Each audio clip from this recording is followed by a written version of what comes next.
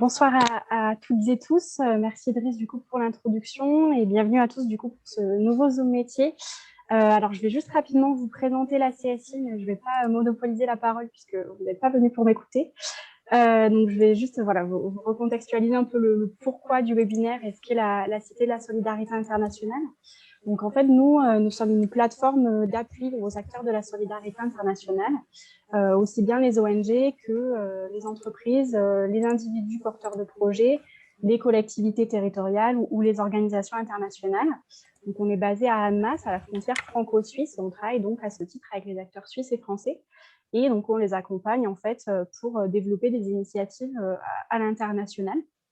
Et donc dans le cadre de l'un de nos projets qui s'appelle Cogite, en fait, une de nos missions, c'est justement d'informer, de sensibiliser et puis d'orienter le grand public sur ce que sont les grands enjeux du secteur, les métiers, mais aussi les compétences et puis surtout les modalités d'engagement dans le secteur. C'est-à-dire qu'une fois qu'on a identifié finalement la voie qu'on veut tracer, le métier qu'on choisit, qu'on a acquis les compétences nécessaires, comment on fait le premier pas pour rejoindre ce secteur. Donc, ces Zooms métiers sont des sessions d'information qui répondent à cette mission. Et ils sont organisés en partenariat depuis maintenant très, très longtemps avec Bioforce, qui est un partenaire majeur de la CSI, et puis la Cité des métiers du Grand Genève, donc plus particulièrement d'ailleurs son centre associé d'Annemasse. Et l'objectif, c'est vraiment de pouvoir présenter les métiers, les compétences requises et donner donc des clés sur comment s'engager. Et ces Zooms métiers, ils prennent deux formes. On a un premier format qui s'appelle le Zoom métier généraliste finalement et qui permet du coup d'informer sur l'ensemble des métiers à la fois au siège et sur le terrain dans les ONG. Et puis un second format, c'est le format d'aujourd'hui, les Zoom métiers spécialistes qui permettent de mettre en lumière un secteur d'intervention particulier et ses métiers. Et donc, le Zoom métier d'aujourd'hui porte plus particulièrement sur les métiers de la nutrition, donc avec l'organisation Action contre la faim. Voilà, donc je ne vais pas vous présenter les 4 intervenants parce que je vais les laisser chacun se présenter, mais j'en profite en tout cas pour les remercier tous les 4 pour leur présence et puis je leur laisse la parole sans plus tarder. Bon Zoom métier à tous. Eh bien, bonjour à tous et à toutes. Brigitte Louison, je coordonne à Bioforce ce qu'on appelle le service Parcours et Métiers, qui est le service qui va être en veille un peu sur l'évolution des métiers, qui va être en lien aussi avec les ONG partenaires de Bioforce, de façon à pouvoir adapter notre accompagnement, en tout cas l'accompagnement qu'on propose à chaque personne qui vient faire une formation chez nous, dans l'élaboration de son projet professionnel et puis après, ensuite, dans l'intégration de ce secteur professionnel par la valorisation de ses compétences peut-être acquises dans d'autres secteurs professionnels, par la préparation et une réflexion en tout cas sur ces socles de valeurs, sur ces socles de centres d'intérêt, sur ces socles d'attendus par rapport à ce secteur, donc bien affiner tout ça pour les accompagner au mieux dans un projet qui soit au final réaliste, réalisable et qui puisse se concrétiser. Voilà, et donc c'est à ce titre que j'interviens depuis quelques temps déjà sur ces Zoom métiers. Voilà, donc merci à vous de nous accueillir à distance chez vous. Bonjour, moi c'est Nathalie Avril. Je suis la référente nutrition pour Bioforce. Donc après plusieurs années aujourd'hui au siège en support aux équipes pour les formations et les programmes. Et je travaille aussi pour une autre organisation qui est Médecins sans frontières en tant que référent nutrition au siège à Genève. Je me lance. Donc bonjour, je m'appelle Brigitte Tonon, je suis référente technique santé nutrition au siège de la CF, donc basée à Paris, en France. Et donc je travaille avec la région Asie, plus particulièrement, donc avec les pays en Afghanistan, Bangladesh, Myanmar et Népal. Bonjour à tous, bienvenue à tous les participants. Moi, c'est Alain Parfait Bimenyima Anna. Je travaille pour ACF en Afghanistan en tant que responsable du département santé et nutrition depuis bientôt 8 mois. Très bien, donc je vais commencer ce Zoom. Vous verrez, c'est un Zoom qui va être en 3 parties. Il va y avoir une partie Bioforce. Moi, je présenterai plus je vais faire une présentation un peu globale du secteur, des attendus et des grands attendus en termes de compétences, puisqu'aujourd'hui, c'est quand même un Zoom métier, donc on va parler aussi des compétences attendues par le secteur. Ma collègue Nathalie Avril, qui est la spécialiste nutrition et qui travaille pour nous dans l'implémentation de nos programmes de formation, dans l'enrichissement de ceux-ci par rapport aux besoins du secteur, va ensuite prendre la parole pour vous parler plus métier. Et puis après, ce sera nos collègues Brigitte et Alain qui vous parleront de comment ces métiers-là s'ancrent dans une ONG. En l'occurrence, c'est Action contre la faim qu'on accueille avec nous ce soir, et comment ils vont s'illustrer, comment ils vont prendre leur pleine mesure. Voilà. Donc, on s'est déjà présenté. Bioforce, c'est une ONG qui forme les acteurs humanitaires futurs et les acteurs humanitaires actuels, dans la mesure où on va proposer des métiers pour intégrer ce secteur-là, donc des formations que je ne dirais pas initiales, en tout cas, ça reste des formations professionnelles qu'on va faire plutôt, qu'on va proposer dans nos 2 centres de formation, ici à Lyon, à Vénissieux ou à Dakar. On a aussi d'autres centres de formation ailleurs. On a des programmes de renforcement aussi des compétences de structures locales. C'est pour ça que je dis qu'on forme aussi les acteurs humanitaires du moment dans leur évolution professionnelle. On a après des centres de formation voilà, en République centrafricaine et dans bien d'autres pays pour répondre, en tout cas tenter de répondre au mieux aux besoins de formation du personnel humanitaire. Voilà. Donc, en préambule de ce Zoom métier, il y a 3 points que je voulais un petit peu aborder avec vous par rapport à ce secteur professionnel qui est somme toute bien spécifique et en termes de comment avoir quelques clés de lecture de ce secteur-là.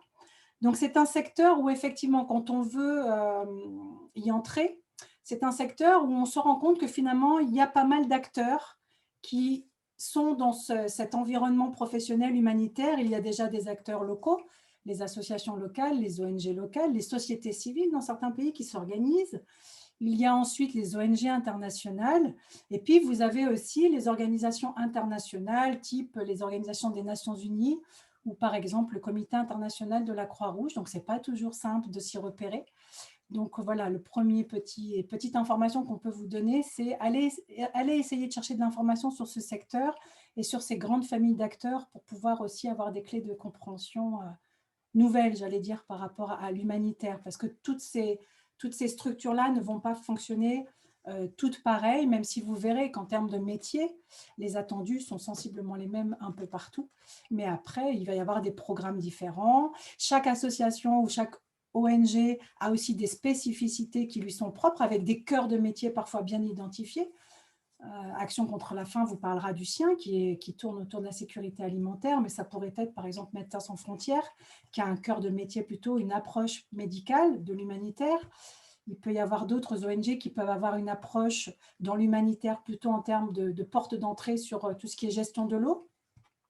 Donc après, tous ces acteurs-là vont avoir des dominantes ou des composantes dominantes en termes de métier, en termes de programme. Voilà, donc c'est déjà une première complexité dans notre secteur. La deuxième complexité, c'est la complexité de nos terrains d'intervention. Alors, il y a plusieurs complexités auxquelles on est confronté quand on intervient sur des programmes ou des projets humanitaires. Il y a déjà la complexité en termes d'accessibilité parfois des terrains d'intervention eux-mêmes. Il y a une complexité aujourd'hui qui tourne autour aussi des besoins des populations qui changent, qui évoluent. Besoins des populations qui sont soumis aussi à des contextes de crise de plus en plus mouvants, de plus en plus complexes. On fait face aussi à des enjeux en termes de sécurité, hein, vous en entendez régulièrement parler dans l'actualité. On peut être aussi confronté à des réalités climatiques qui évoluent et qui vont venir aggraver, qui vont peut-être venir complexifier déjà un problème existant. Et dans l'approche de sécurité alimentaire ou en lien avec la nutrition, c'est aussi des données importantes. Donc, tous ces défis qui sont à relever par tous ces acteurs de l'humanitaire-là vont aussi impacter ce qu'on va pouvoir attendre d'un personnel ou de travailleurs humanitaires qui vont venir mettre à disposition leurs compétences techniques, leurs compétences savoir-être, leurs compétences personnelles et relationnelles pour s'inclure dans ces programmes-là. Donc, c'est aussi une donnée importante qu'il faut avoir en tête. En termes de grands changements aujourd'hui, en tout cas de grands axes d'évolution du secteur humanitaire, moi j'en relèverai 4 ce soir. C'est la capacité d'adaptation des acteurs humanitaires à des contextes, comme je disais, à des crises qui sont de plus en plus mouvants et de plus en plus complexes. dans la mise en œuvre de leur programme ou de leur projet. Et donc, ça va impliquer qu'on aille aussi chercher des salariés, des acteurs de l'humanitaire qui ont des compétences parfois bien spécifiques, qui puissent avoir une capacité aussi à être quelque part créatifs dans l'adaptation de ces compétences-là dans un secteur ou dans un contexte compliqué, et puis qui ait une approche qui soit force de proposition, qui soit orientée solution, donc avec une capacité d'adaptation forte. Donc, ça va impacter aussi les profils qu'on va rechercher. Il y a un enjeu en termes de localisation de l'aide. Aujourd'hui, c'est un grand enjeu des acteurs humanitaires qui est de renforcer les compétences des structures locales à pouvoir réagir par elles-mêmes à ces situations auxquelles elles sont confrontées. Donc, on va aussi rechercher du personnel qui soit en capacité de pouvoir proposer ce renforcement des capacités-là, donc identifier des besoins de formation, mettre en place des programmes de renforcement des capacités ou des compétences, ou des formations tout simplement. Donc ça, voilà, c'est aussi quelque chose qu'on peut aller chercher chez un personnel humanitaire ou chez un professionnel qui veut intégrer ce secteur. Il y a des enjeux aujourd'hui de technologie. Hein, on est de plus en plus dans des programmes où la numérisation va changer parfois la nature de l'aide humanitaire. Donc ça permet parfois une approche plus particulière, un plus grand contrôle aussi, un plus grand suivi qualitatif, mais ça impacte aussi peut-être certains profils qu'on va intégrer dans nos équipes avec des compétences numériques peut-être plus demandées. Et puis, il y a un quatrième enjeu qui est la coordination, la collaboration. Les organisations aujourd'hui doivent apprendre à fonctionner, elles le font depuis des années, mais à co-fonctionner ensemble, à mettre en place souvent des programmes communs ou à travailler dans des clusters, dans des consortiums. Et donc, ça va aussi impliquer de la part du salarié qui souhaite intégrer ce secteur humanitaire une grande capacité aussi de savoir travailler en réseau et en collectif et en partenariat. Hein. Donc, toutes ces données-là vont impacter, in fine aussi, ou peuvent impacter en tout cas les profils des personnes qu'on va aller recruter. Voilà, aujourd'hui, en tout cas, en termes d'engagement, ça impacte ce que recherchent les ONG. Et puis, toujours dans un enjeu de qualité, de redevabilité, qualité vis-à-vis de la structure, de nos bailleurs, redevabilité vis-à-vis de nos populations, des populations pour lesquelles nous travaillons, de nos partenaires locaux. Donc, ça implique aussi qu'effectivement, la personne qu'on va mettre sur ces programmes-là soit en capacité de travailler dans ces enjeux de partenariat-là. Voilà. Alors, ces compétences, ces attendus du secteur, comment on peut les acquérir? Déjà, bien évidemment, il y a les formations qu'on a pu faire. Par exemple, mes collègues en parleront mieux que moi, mais si on fait un focus sur les métiers de la nutrition, ça peut être une formation en médical, paramédical, ça peut être des formations en lien avec l'épidémiologie, ça peut être des formations en lien avec la santé publique. Donc, il y a déjà des formations qui peuvent nous permettre, dans cet enjeu de métier-là, d'avoir des compétences transposables. Après, toutes les compétences attendues peuvent aussi aller se développer dans d'autres types d'engagements, pas spécialement des engagements professionnels. Les compétences métiers, oui, on va les attendre d'un engagement professionnel, mais on peut aller développer des compétences dans des engagements associatifs, dans des expériences à l'international, qu'elles soient au sein d'associations ou pas, dans des métiers peut-être autres, ou dans des contextes d'intervention différents, par exemple en France, sur certaines associations ou sur certains engagements professionnels, on peut déjà être amené à développer une grosse compétence de travail en équipe multiculturelle. On peut être amené à travailler une grosse compétence de renforcement des capacités locales. Alors, ce n'est peut-être pas inclus sur un poste à l'international, mais il n'empêche que ce sont des compétences aussi qui vont intéresser, in fine, le secteur humanitaire. On peut être amené à développer des compétences en gestion de budget, en management d'équipe, dans d'autres expériences que nos pures expériences professionnelles. Donc, les parcours, finalement, sont uniques, nous appartiennent à chacun et chacune. L'essentiel à un moment, c'est que nous ayons toutes ces compétences qui vont converger par rapport à ce projet d'insertion dans ce secteur humanitaire et qui vont pouvoir nous permettre d'apporter un profil le plus complet possible par rapport aux attendus de ce secteur. Donc voilà, le conseil que je peux vous donner, c'est valoriser tout ce que vous avez pu faire ou tout ce que vous allez pouvoir faire dans les prochains mois, les prochaines années, en vue de construire votre projet. N'ayez pas peur de vous donner le temps de construire votre projet par rapport à cette insertion de ce secteur professionnel-là. Aujourd'hui, on recrute peu de tout jeunes professionnels. Par exemple, on va recruter quelqu'un qui a déjà une expérience métier, quelqu'un qui a déjà développé du coup son savoir-faire technique. Et là, je répète, pas spécialement à l'international, déjà dans son cœur de métier du moment. Hein. On va recruter des personnes qui ont des compétences savoir-être aussi un peu particulières. Donc, toutes ces compétences-là, on peut les développer. On peut prendre le temps de les développer pour, à partir du moment où on se met en dynamique, avoir le bagage qui correspond aussi aux attendus de ce secteur-là. Donc, existe-t-il un parcours type? Sur certains métiers et en nutrition, il y a des attendus en termes peut-être de formation, en termes de parcours, et mes collègues vous en parleront mieux que moi. Maintenant, il y a tout le reste autour qui va vous permettre aussi d'étoffer votre profil. Donc, parcours type, j'allais dire oui et non. Hein, ça va dépendre de ce que vous faites, de ce que vous avez fait dans votre parcours et de ce que vous comptez faire à l'avenir et de ce que vous allez mettre en place pour acquérir les compétences attendues. Voilà, donc il existe plein de types d'engagement, l'engagement bénévole, les métiers ici, les métiers à l'international possiblement, les métiers d'un siège, d'une structure, d'une ONG, d'une association qui permettent aussi de développer des compétences.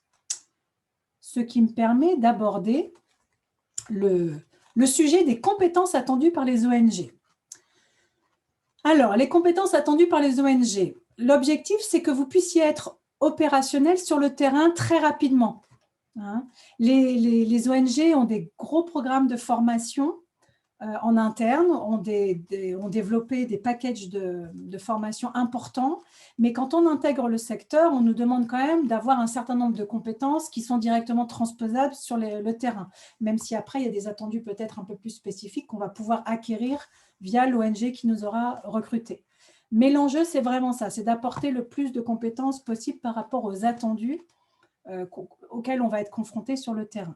Donc déjà, sur des métiers de la nutrition, on va vous demander un cœur de métier qui soit en lien avec les attendus du métier ou des métiers, puisque c'est ce dont mes collègues vont vous parler, des métiers de la nutrition. Hein.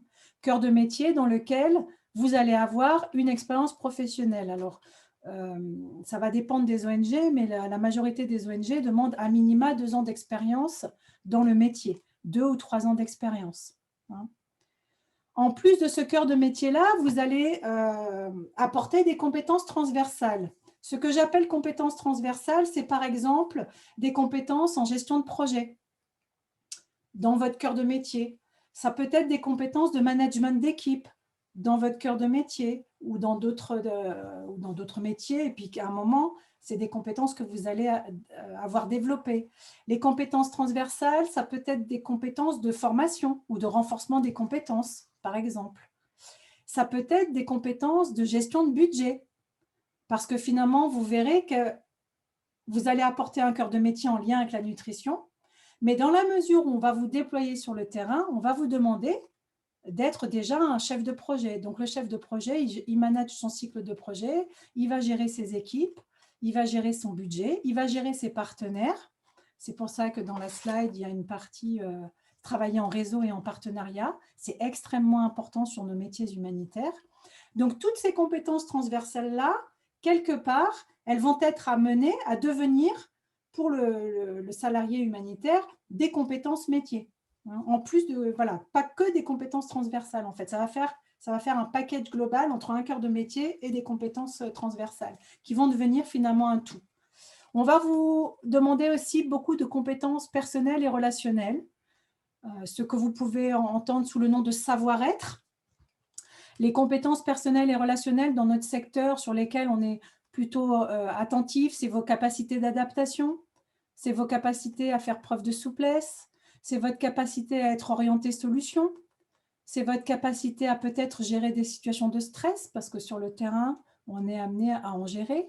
Ça peut être des capacités à gérer peut-être des conflits, des tensions au sein d'une équipe, parce que finalement, la base de notre travail, c'est le savoir fonctionner en équipe, que ce soit une équipe en interne, mais aussi une équipe plus large avec des partenaires, des prestataires, voilà, tout type de partenariat d'ailleurs.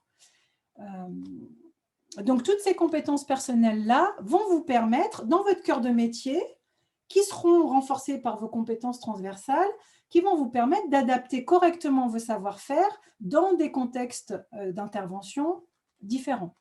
Mais vous allez exploiter cette compétence personnelle et relationnelle qui est la vôtre aujourd'hui. On va aussi avoir des attendus en termes de langue. Alors, bien évidemment, la langue de travail, ça va être l'anglais. Maintenant, si vous parlez des langues qui correspondent à certaines zones d'intervention, bien évidemment, c'est des compétences dans lesquelles on va aussi aller vous recruter, et qui peuvent faire la différence d'ailleurs d'un candidat à l'autre. On va vous demander bien évidemment une appétence pour l'interculturel.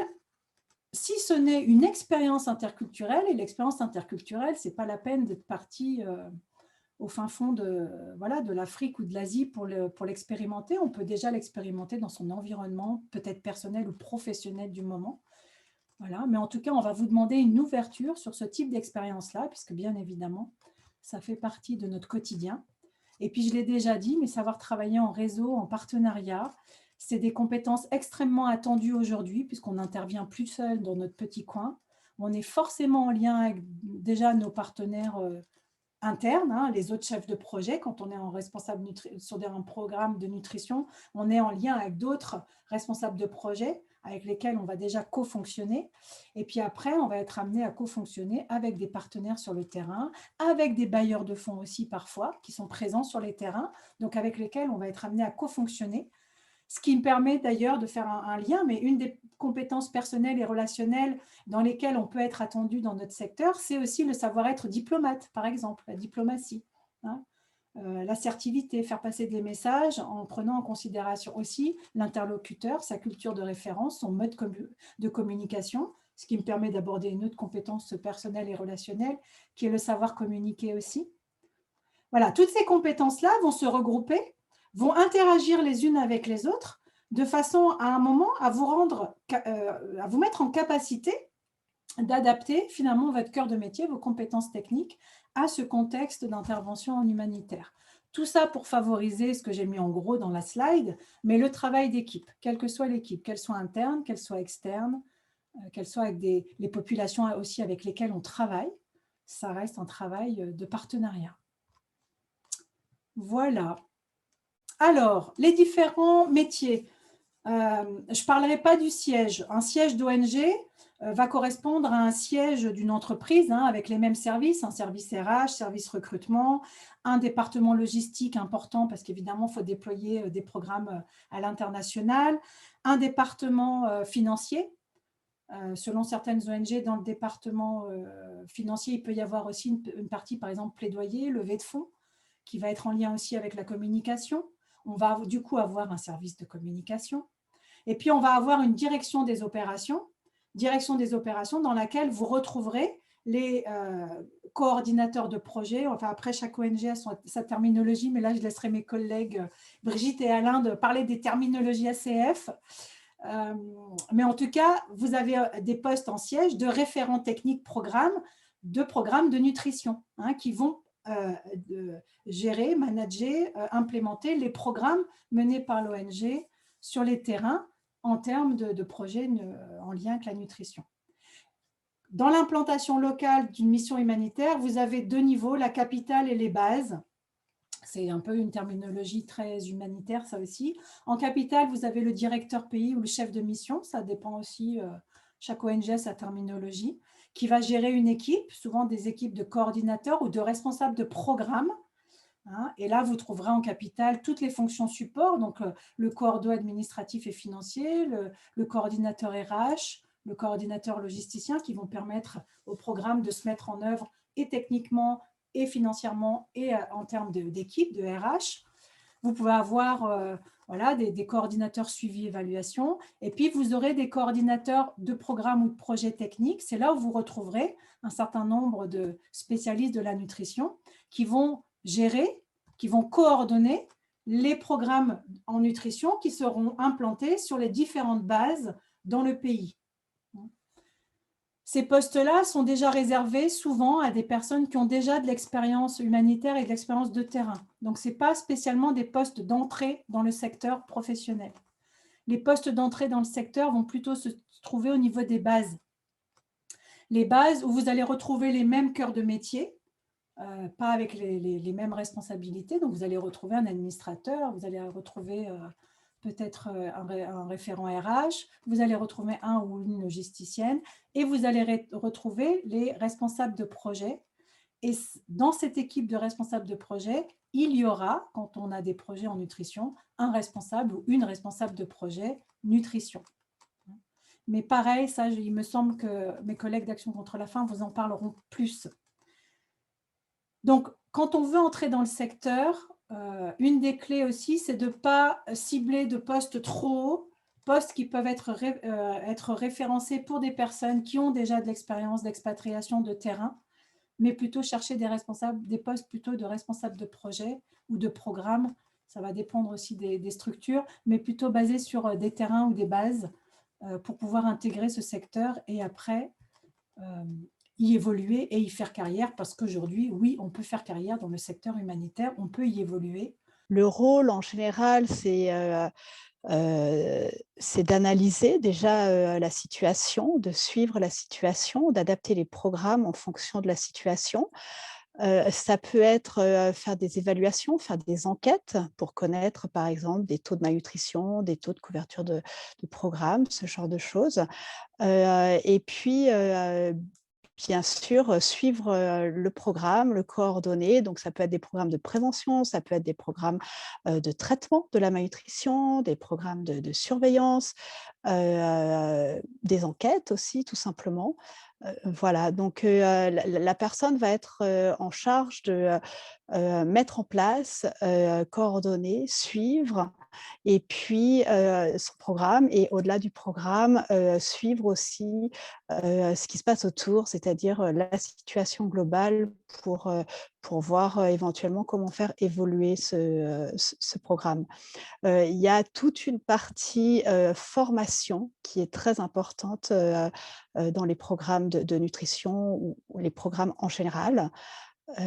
Voilà, parce qu'on travaille énormément avec des équipes locales, hein, c'est ce qui correspond à presque, je dirais, 99% des équipes de programme, c'est des gens qui sont du pays et qui vont rester là. Et donc, c'est très important de pouvoir leur transmettre le maximum de choses. Et puis, c'est eux qui font le programme, en fait, hein, tout simplement. Nous, on est plutôt là pour aiguiller, suivre, donner du support et coordonner, voilà. Il y a tout l'aspect rapport qui n'est pas forcément le meilleur aspect, mais c'est vrai que c'est nécessaire pour suivre un programme, de pouvoir faire des rapports en interne, en externe, que ce soit au niveau des bailleurs ou que ce soit au niveau de notre coordination, que ce soit au niveau des partenaires.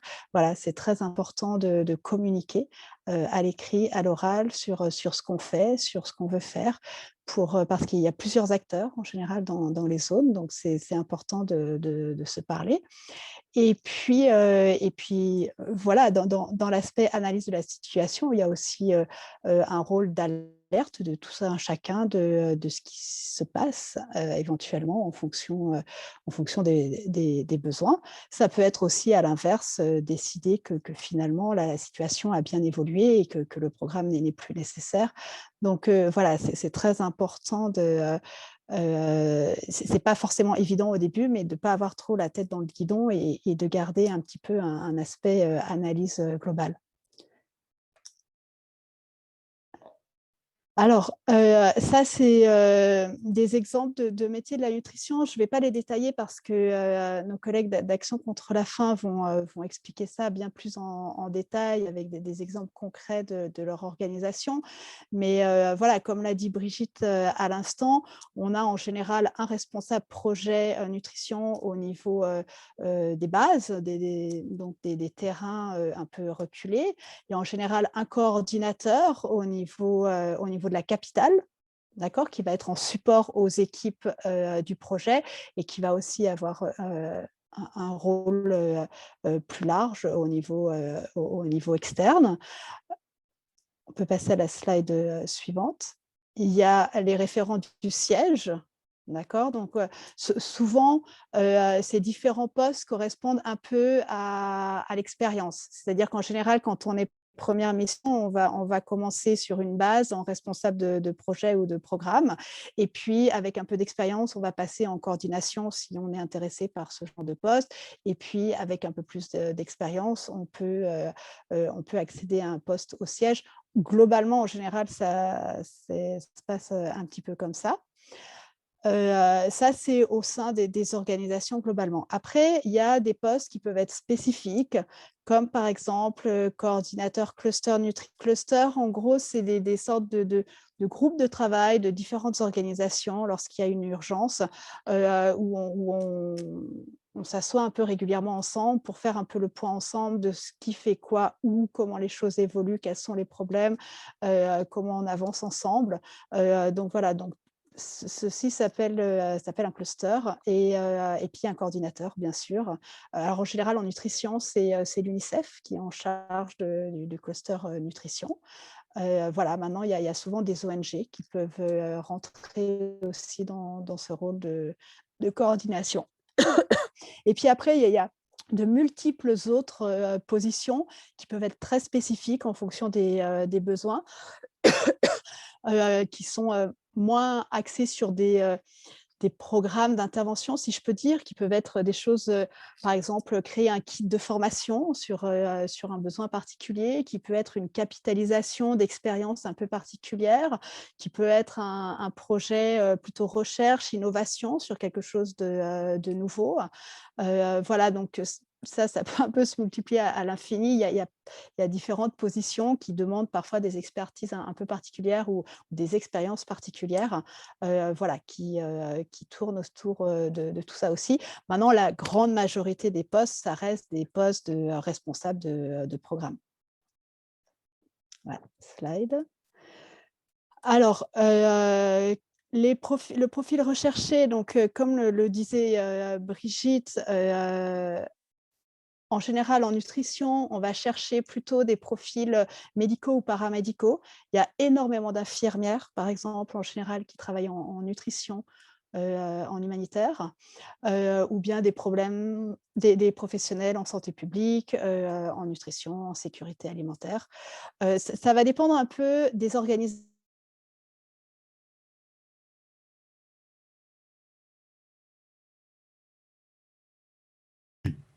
Je crois que Nathalie a un petit problème technique. Oui, pardon, je ne sais pas pourquoi ça a coupé. Je n'ai pas bougé pourtant. Alors, je reprends. Selon les organisations, c'est vrai que le profil peut être un petit peu différent. C'est vrai que Médecins sans frontières, par exemple, qui est une organisation très médicale, va peut-être rechercher des profils un peu plus médicaux ou paramédicaux en background. Des organisations qui vont être plus portées un peu moins sur la santé et peut-être un petit peu plus sur l'aspect sécurité alimentaire, chercher plus des gens avec un profil éventuellement un peu plus touchant sur la sécurité alimentaire ou la diététique ou ce genre de choses. Donc, ça peut être propre aux organisations, ça peut être propre au poste, en fait, tout simplement aux besoins à un moment donné. L'expérience professionnelle, c'est vrai que c'est assez rare, voire même pratiquement jamais qu'on puisse sortir de l'école et directement obtenir un poste. C'est vrai que dans pratiquement tous les cas, on demande une expérience professionnelle, pas forcément dans l'humanitaire, mais par exemple, si on est infirmière, d'avoir travaillé déjà 2 ans à l'hôpital en France, voilà, ce genre de choses. Les langues, comme disait Brigitte, très important. Donc, c'est vrai que c'est souvent français-anglais. Maintenant, si c'est pour aller en Amérique du Sud, voilà, le français, peut-être qu'on s'en fout un peu et que ce sera plutôt de l'espagnol ou du portugais. Donc, ça va dépendre en fait du lieu. C'est vrai que souvent, français-anglais, c'est ce qui est le plus demandé. Maintenant, il y a des organisations, notamment étrangères, qui ont du mal à trouver des francophones. Donc, parfois, ils peuvent être un peu moins exigeants sur le côté anglais parce qu'ils cherchent des gens qui parlent français. Donc, voilà, ça va être une fois un peu propre à chaque situation. Mais en tout cas, c'est important. De toute façon, au minimum, il faut pouvoir communiquer localement. Donc, il faut parler la langue. Donc, l'arabe peut être un plus, voilà, ce genre de choses. Et puis après, donc en général, c'est vraiment ces 3 points qui sont les plus exigés. Après, toute autre chose que vous avez pu faire va être un plus pour votre candidature.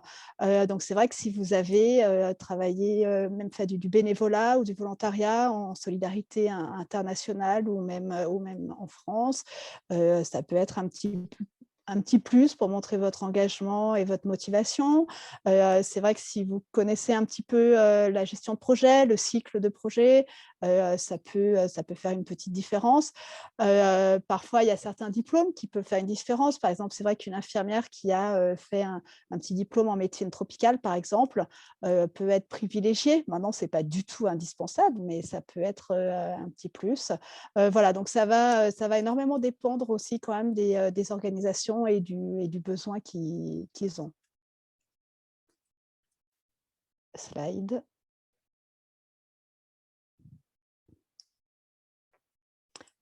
Voilà, donc là, c'est un petit peu pour vous dire différentes organisations qui travaillent en nutrition, qui ont des postes en nutrition. Ce n'est pas du tout exhaustif, hein, évidemment. Voilà, donc il y a Action contre la faim, il y a Lima.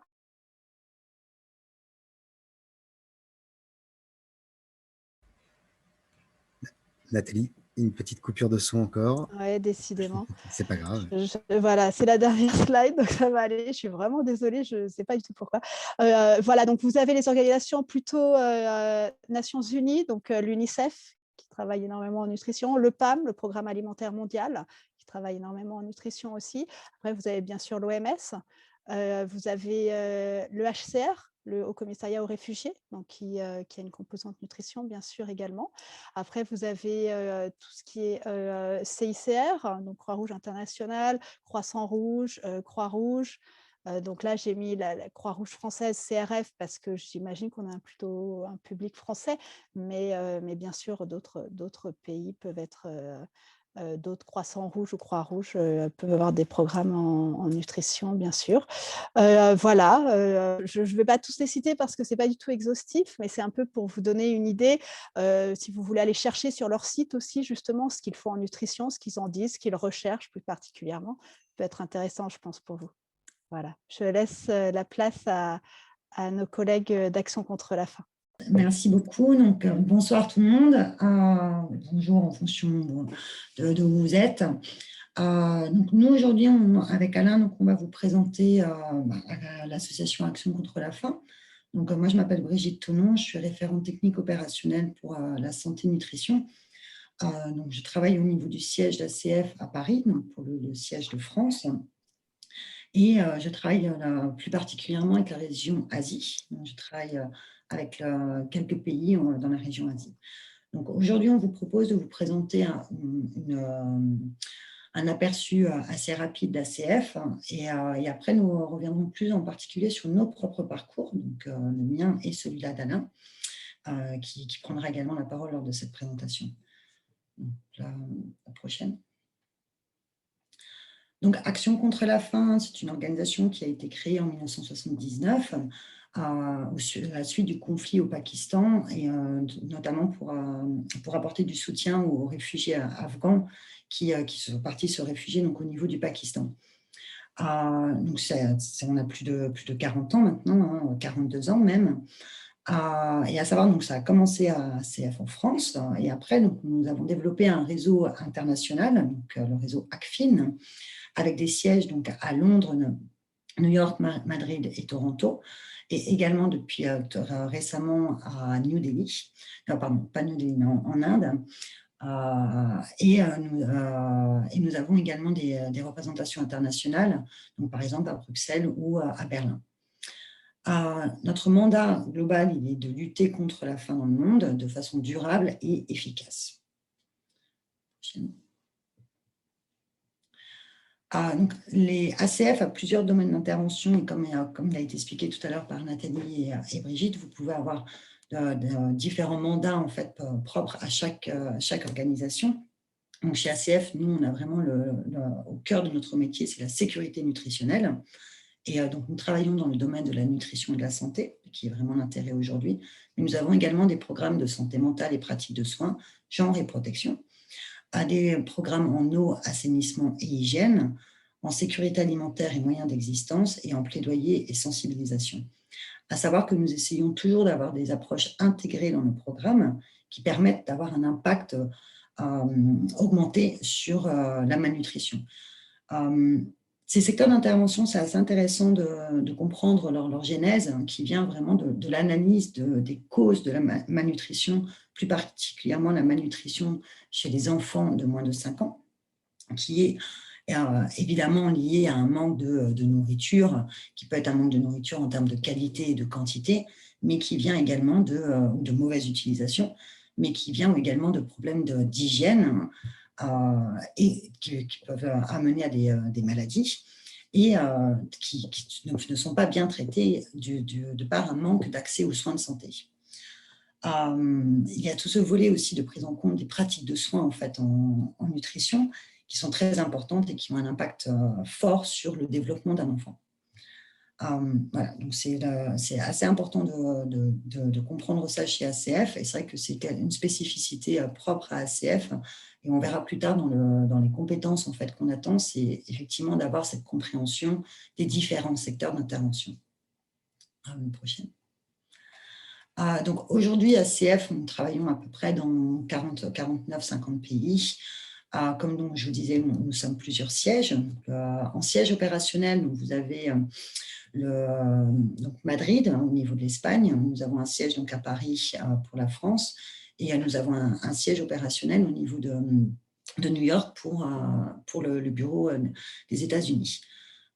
Les sièges à Londres et à Toronto, eux, sont des sièges vraiment techniques qui nous permettent de développer certaines expertises techniques, par exemple en surveillance nutritionnelle avec ACF Canada, ou en tout ce qui est le MIL, donc c'est tout ce qui est la gestion des données, ou tout ce qui est le genre, qui peut être géré par ACF UK. Pardon, ACF, le genre, c'est au niveau ACF Canada. Pardon. Mais voilà. Juste globalement, retenez qu'il y a un partage en fait, de responsabilités au niveau des différents sièges d'ACF. Et donc, on se partage également les zones d'intervention. Donc, vous pouvez voir sur cette carte qu'on est dans beaucoup de pays, qu'il n'y a pas forcément de logique géographique dans le partage des pays où on intervient. À savoir cependant que l'ACF Espagne est le siège qui gère majoritairement les interventions en Amérique latine. Au niveau de la France, donc nous à Paris, donc nous gérons 4 régions qui sont la région Asie, le Moyen-Orient et deux régions spécifiques en Afrique. Merci.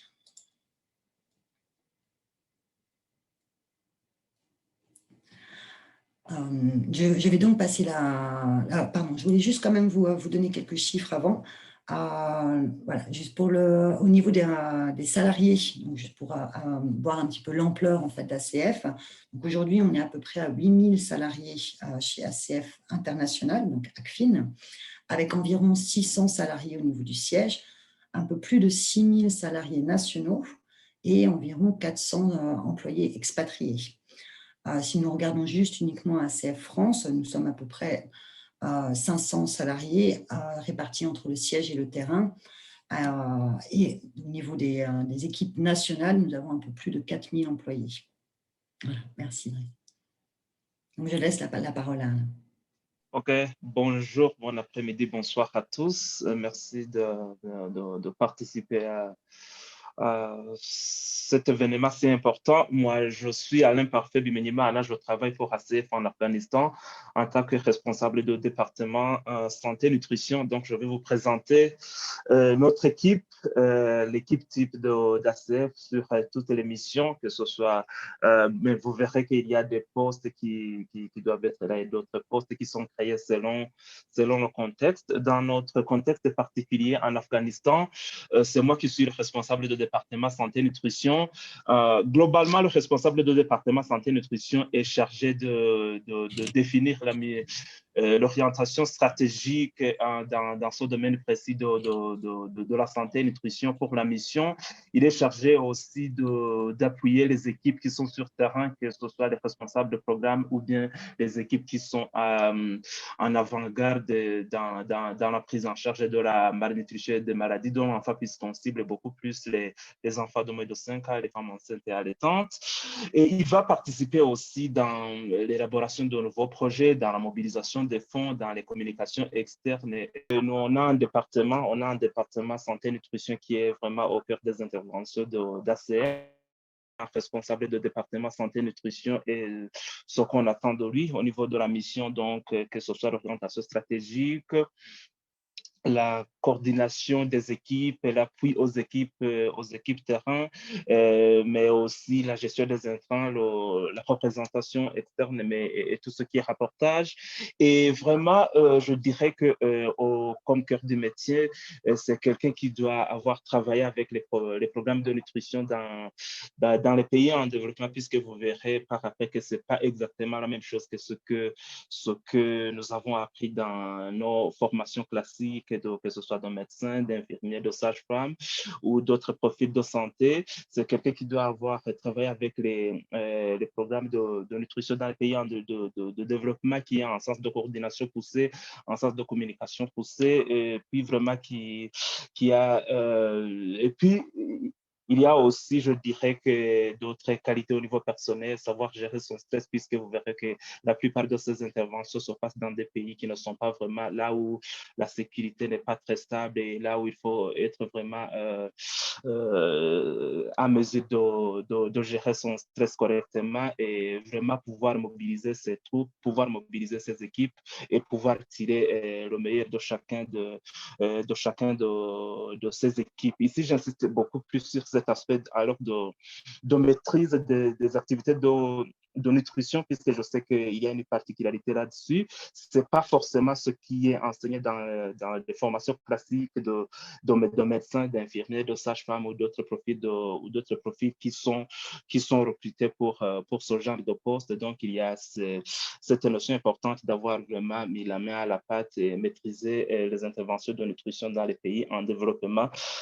Et donc, les communications, la coordination, la collaboration avec les autres partenaires, que ce soit les ministères, que ce soit les agences des Nations Unies ou bien les autres ONG qui interviennent dans le domaine de la nutrition, tout ça, c'est du ressort alors du responsable de département au niveau de la capitale. Lui, il va travailler dans la capitale, alors que les responsables de programme santé-nutrition sont au niveau des bases, sont au niveau des provinces, ça dépend des pays, c'est soit au niveau des provinces ou au niveau des districts. Eux, ils sont chargés de la mise en œuvre des activités de santé et nutrition au jour le jour. Donc, c'est eux qui se chargent de l'exécution du projet. C'est quelqu'un qui doit maîtriser correctement alors les protocoles nationaux, les protocoles de prise en charge, que ce soit le protocole de prise en charge de la malnutrition aiguë, sévère, que ce soit les protocoles de prise en charge des maladies de l'enfant et d'autres documents vraiment connexes qui vont l'aider à encadrer correctement ces équipes qui sont sur le front. Donc, lui, il est chargé de l'appui technique,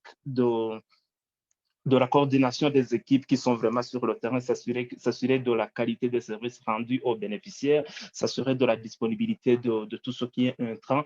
Et puis, c'est lui qui va se charger aussi de l'appui du coordinateur de la base au niveau de la base, mais aussi des relations avec les autres partenaires au niveau terrain. Et aussi un volet important de rapportage interne, puisque c'est lui qui est chargé du développement des rapports mensuels qu'il va soumettre au responsable de département qui lui se chargera de la compilation, qui va partager à l'interne, mais aussi à l'externe si besoin il y a, avec l'appui du référent régional. Donc, lui aussi, c'est quelqu'un qui doit maîtriser, qui doit avoir mis la main à la pâte, qui maîtrise les différents protocoles, qui s'y connaît en matière de prise en charge de la malnutrition, de différents protocoles au niveau national et d'autres vraiment documents clés qui puissent l'aider à mieux appuyer, à mieux soutenir ses équipes pour vraiment s'assurer de la qualité des services.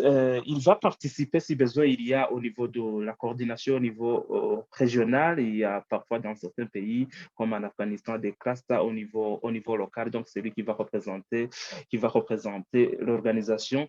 Et puis, il va aussi participer dans la collecte des informations s'il y a des besoins au niveau des provinces qui puissent nous aider à formuler de nouveaux projets, à soumettre aux différents bailleurs. Donc, c'est lui aussi qui va participer vraiment au niveau de la base à récolter ces informations tant utiles pour développer les projets. Je disais tantôt que dans certains pays, on peut aussi se trouver à mettre en place certains postes selon les besoins.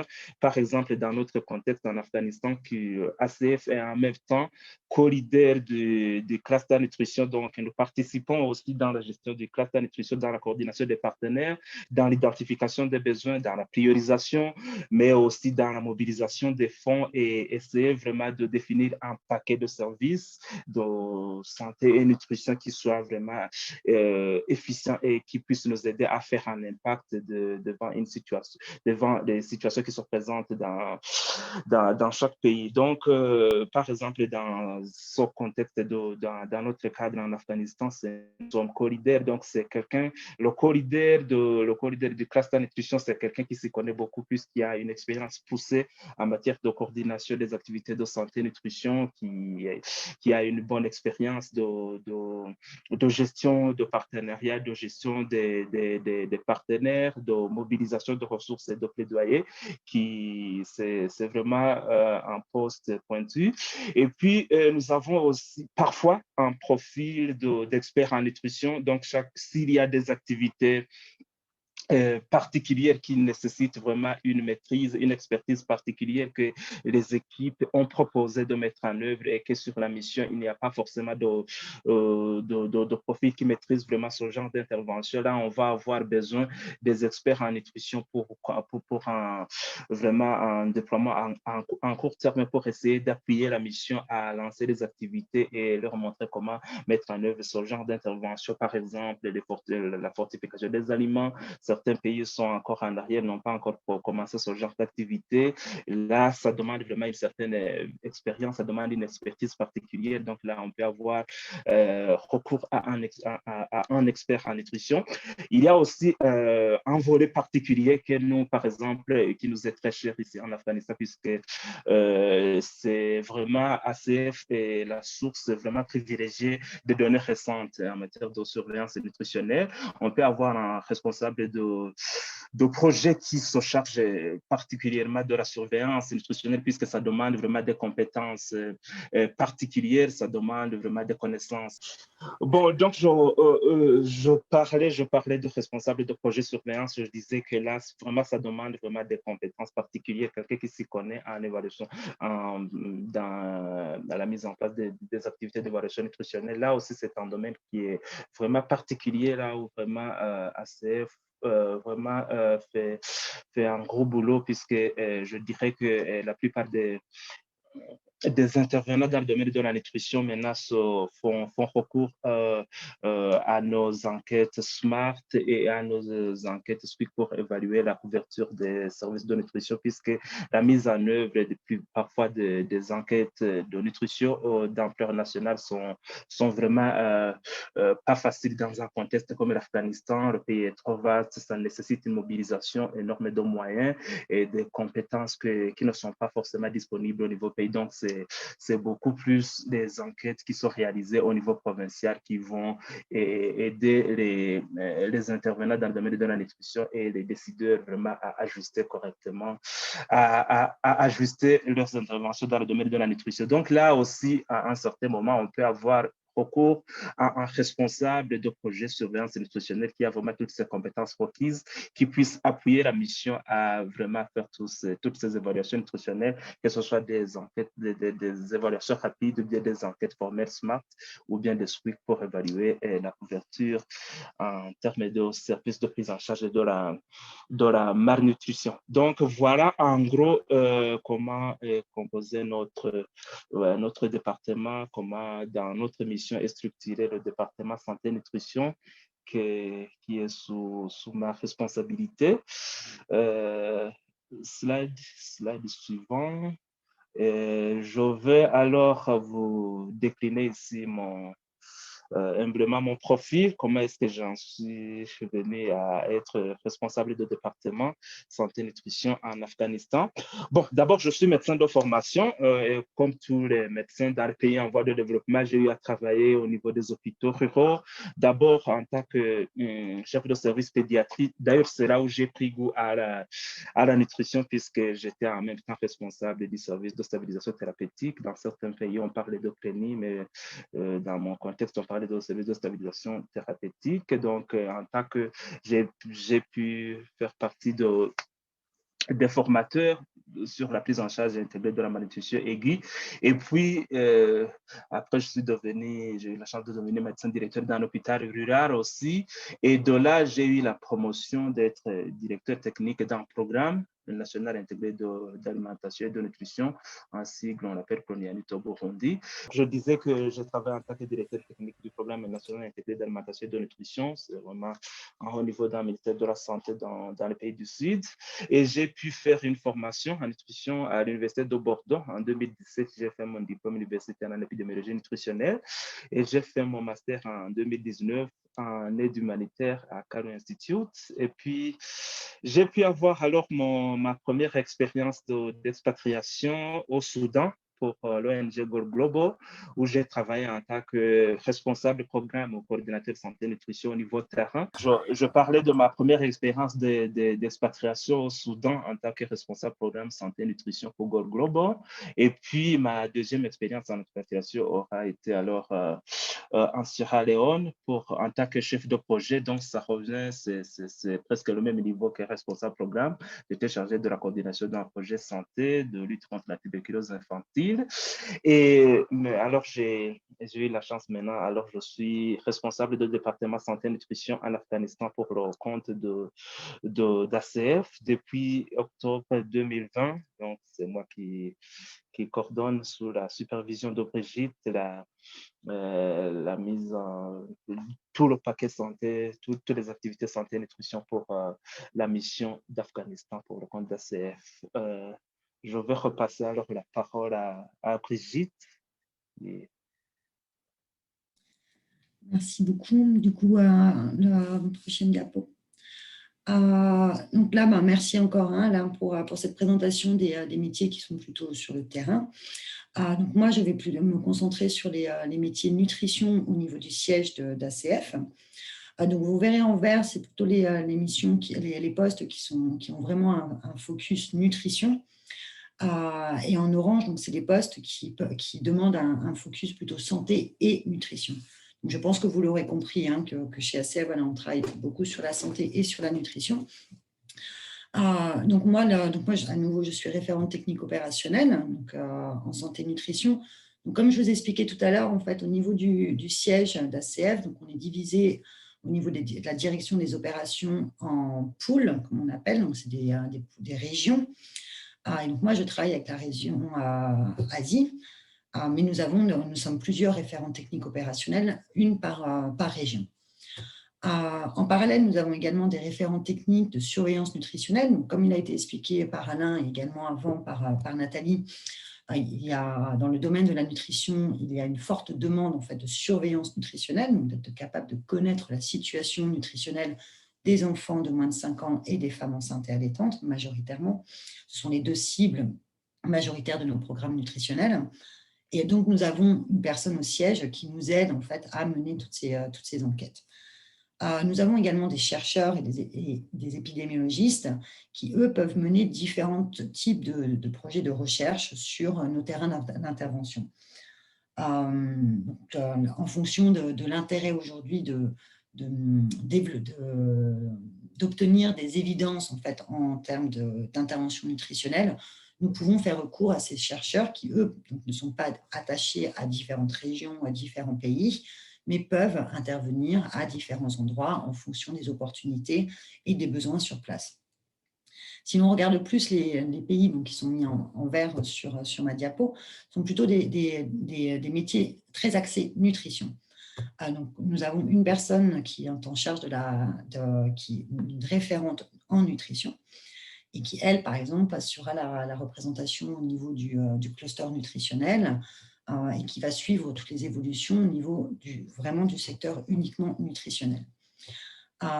Et nous avons une personne qui est chargée de la qualité des produits nutritionnels. Donc là, c'est un profil très spécifique et c'est quelqu'un qui va nous permettre d'assurer que tous les produits nutritionnels que nous utilisons dans nos pays d'intervention respectent bien les standards de qualité.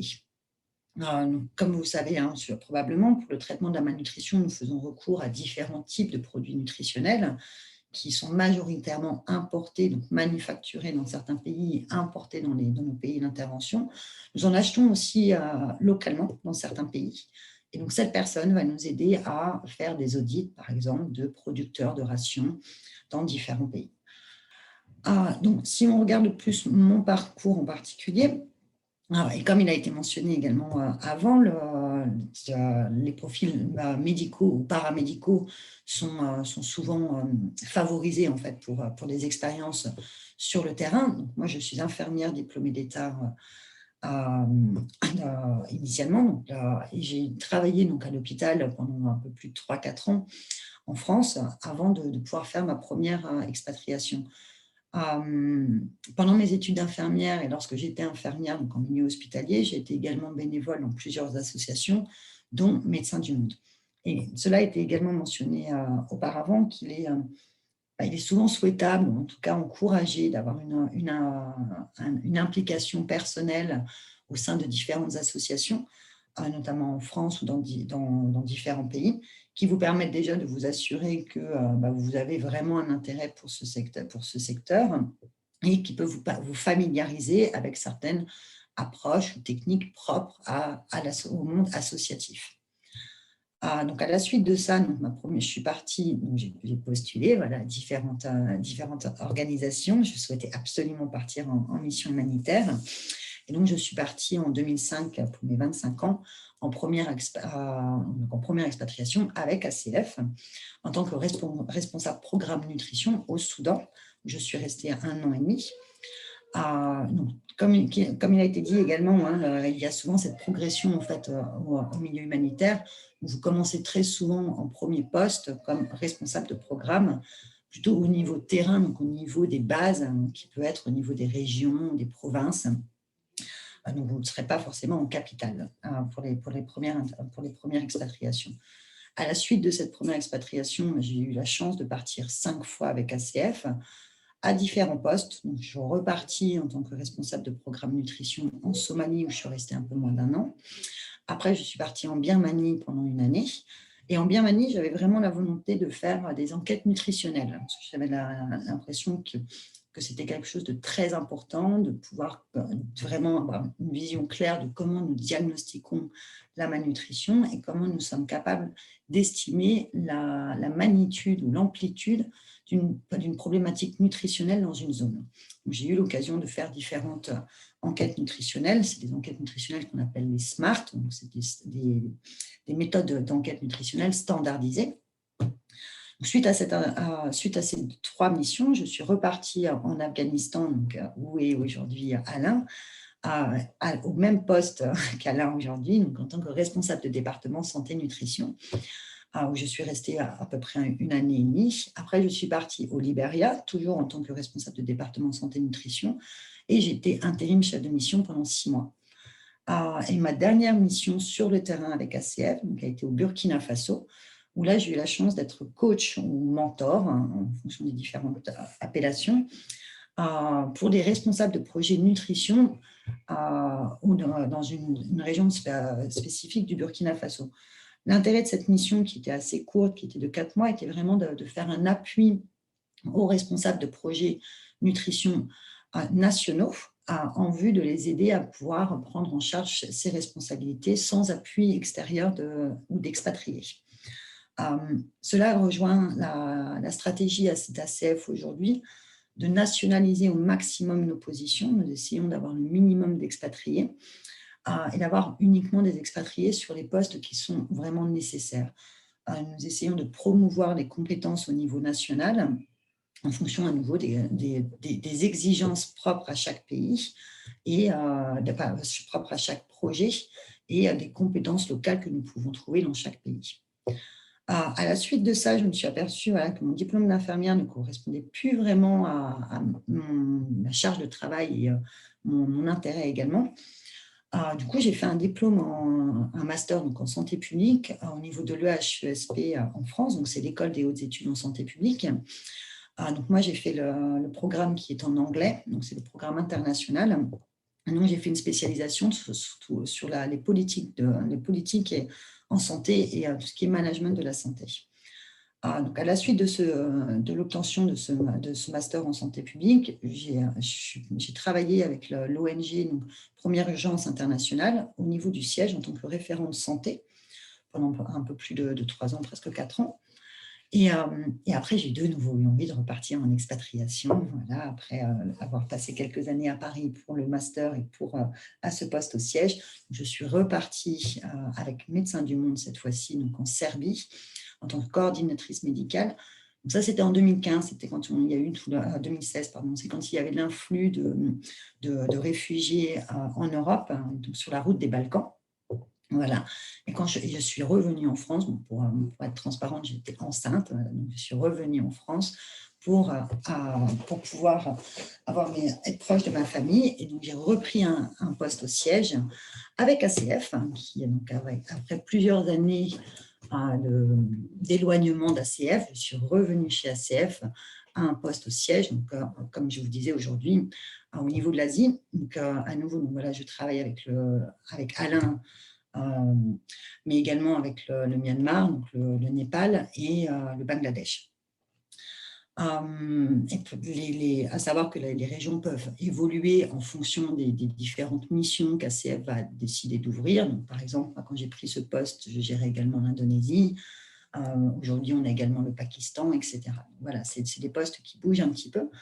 Je pense que mon parcours reflète assez bien à nouveau ce processus d'évolution en fait, qui montre que voilà, on peut commencer par des postes plutôt terrain, plutôt responsable de projet, et au fur et à mesure, on peut prétendre, si on a un intérêt et une envie, de travailler au niveau du siège. À savoir que le poste de référent au siège, donc comme je disais, voilà, je travaille vraiment avec les différentes missions. L'objectif global de mon poste est vraiment d'assurer la qualité de nos programmes en nutrition et en santé sur nos terrains d'intervention. Je suis un peu le garde-fou des interventions que nous menons, mais je suis aussi, je joue un rôle aussi de promotion des bonnes pratiques et de l'innovation. Nous essayons je travaille beaucoup, par exemple, en veille scientifique pour essayer d'être toujours à la page et de pouvoir après porter les différentes innovations qui pourraient être intéressantes et importantes dans nos contextes. Donc, je travaille beaucoup sur les stratégies en fait dans les missions, donc en fonction des différentes, comme là par exemple pour l'Afghanistan, nous allons travailler ensemble pour essayer de définir dans quelle province nous devons travailler en fonction des besoins des populations, quel type de programme nous pouvons mettre en œuvre par rapport à la capacité d'ACF, mais également par rapport aux possibilités de financement. Donc nous écrivons beaucoup de propositions de projets que nous soumettons à des bailleurs institutionnels ou différents types de bailleurs qui potentiellement accepteraient de financer nos activités.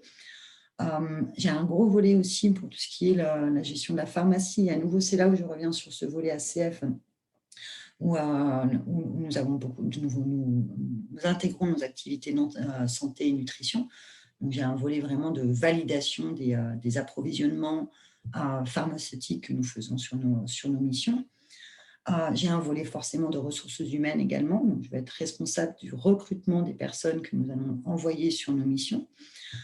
Je participe également au recrutement de personnels nationaux en fonction de certains postes. Donc, comme il a été présenté tout à l'heure par Alain, vous pouvez avoir des postes standards, type les postes de responsable de département, où là, forcément, je serai la personne qui valide ces profils. Et après, vous pouvez avoir des postes, comme on vous a présenté, d'experts nutrition et autres, qui sont très atypiques. Et qui sont atypiques, pas très, parce qu'on en a quand même assez régulièrement sur nos missions. Donc voilà, moi, j'aurai la responsabilité de faire la validation technique et le suivi en fait, de ces personnes, avec un rôle d'accompagnement dans leur poste et de formation. C'est notamment pour ça, par exemple, que je suis là ce soir, voilà, pour participer vraiment au développement de notre vivier, au développement des compétences en interne de nos employés. Voilà, donc je pense que grosso modo, c'est à peu près mes responsabilités. À savoir que tout à l'heure, quand je vous présentais les postes au siège, donc, nous avons donc une direction des opérations qui, elle, gère vraiment les missions donc, là, qui ont un lien direct avec les terrains d'intervention. Moi, je suis attachée à la direction des opérations. Et nous avons également donc, une direction d'expertise et de plaidoyer, où là, nous avons donc différents experts qui travaillent avec nous et qui donnent un appui technique en fonction à nouveau des besoins des missions. Et c'est là où vous retrouvez donc, ces postes de chercheurs, épidémiologistes que je vous ai présentés tout à l'heure. Et nous avons également beaucoup de postes liés à la santé qui vont être des pharmaciens, des référents de santé, etc. Ou, par exemple, nous avons une référente en renforcement des systèmes de santé. Voilà, une prochaine diapo, s'il te plaît. Donc, le profil recherché chez ACF, et c'est là où j'insiste un petit peu sur les spécificités d'ACF, mais chez ACF, nous avons vraiment développé une stratégie d'alignement en santé-nutrition. Nous considérons aujourd'hui qu'une intervention seule en nutrition peut avoir un impact limité comparé à des interventions intégrées qui nous permettent de toucher vraiment toutes les causes de la malnutrition. Donc aujourd'hui, nous avons une politique d'alignement, donc à nouveau en santé-nutrition, qui a été publiée en 2017 et à laquelle nous accrochons ce qui définit en fait notre cadre d'intervention. Et donc, par exemple, nous aurons, comme Alain, les projets que Alain gère en Afghanistan, nous aurons des cliniques mobiles où nous allons traiter des enfants souffrant de malnutrition aiguë, mais également, nous pouvons traiter toutes les maladies courantes chez les enfants de moins de 5 ans. Nous traitons également la malnutrition chez les femmes enceintes et allaitantes, mais nous assurons aussi une offre de soins en santé sexuelle et reproductive. Voilà, donc ça, c'est vraiment un résumé de type d'activité que nous faisons, mais tout ça pour justifier le fait qu'aujourd'hui, nous recherchons vraiment des profils médicaux ou paramédicaux, docteurs, infirmières, médecins, sages-femmes, etc., mais également des professionnels de la santé publique. Et nous souhaitons une éducation en nutrition. Donc, idéalement, d'avoir des DU en nutrition, un master en nutrition humaine, etc. À savoir que nous ne recrutons quasiment plus de profils nutrition seuls, à part pour des postes spécifiques qui nécessitent effectivement des compétences uniquement en nutrition, comme je vous ai expliqué tout à l'heure. Voilà. Et après, la deuxième grande spécificité chez ACF, c'est l'intégration de programmes, comme je vous ai expliqué tout à l'heure, avec différents volets d'intervention. Et nous apprécions en fait une sensibilité pour ces approches intégrées, et à savoir que quand vous travaillez sur une mission, vous allez toujours travailler avec des personnes qui vont gérer d'autres types d'activités, et on vous demandera fortement de collaborer et d'harmoniser vos activités en fonction pour le mieux pour les populations avec lesquelles nous travaillons. Voilà, donc je vous remercie beaucoup pour avoir été présent ce soir. Je vous invite à aller sur le site internet d'Action contre la faim si vous voulez beaucoup plus d'informations, et vous pouvez consulter nos offres d'emploi sur le site de recrutement Action contre la faim. Je vous remercie. Merci Brigitte, et puis de manière générale, merci à toutes et Alain du coup pour vos interventions et pour ce panorama déjà des métiers à la fois généraux et puis de la nutrition donc au siège et sur le terrain. Et puis merci surtout pour le retour d'expérience, Brigitte et Alain, de votre parcours et effectivement l'évolution de cette expérience, parce que c'est toujours ce qui est très parlant en fait, cet échange et ce retour d'expérience, ça démontre bien de comment on évolue dans le secteur aussi, quelle est la première porte d'entrée et à quel poste on peut prétendre après plusieurs années d'expérience. Donc merci à tous tous les deux pour vos retours. Du coup, je vous propose qu'on passe aux questions et merci aux participants de nous avoir fait part de vos retours et vos questions. Je vais prendre une première question qui est assez générale et qui est une question qui revient assez régulièrement. N'y aurait-il pas un intérêt pour les ONG à former justement des jeunes en tout début de carrière pour un peu dans une perspective de pouvoir les fidéliser très très tôt et les garder ensuite pendant plusieurs décennies? Non, effectivement, c'est une question très intéressante. Je pense qu'aujourd'hui, chez ACF, on propose des stages au niveau du siège. Mais c'est vrai que nous ne proposons pas de stage au niveau de terrain pour beaucoup de raisons, notamment le sécuritaire, contractuel et autres.